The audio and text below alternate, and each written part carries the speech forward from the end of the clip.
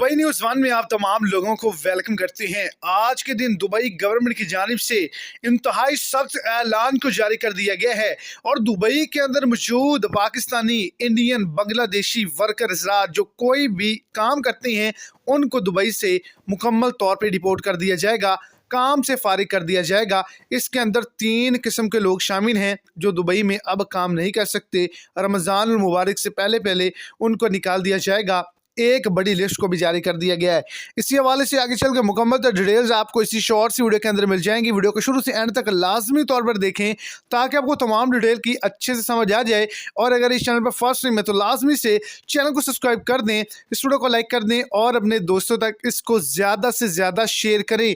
वो तमाम लोग जो कि दुबई के अंदर जिनके कार्ड IDs जो हैं वो एक्सपायर हैं, टाइम पर रिन्यू नहीं करवाते, दूसरे नंबर पर जो कि कंपनी से बाहर काम करते हैं और तीसरे नंबर पर जिन पर किसी भी किस्म का फाइन है, उनको अब दुबई से काम से फारिग किया जाएगा, दोबारा नहीं जा सकेंगे।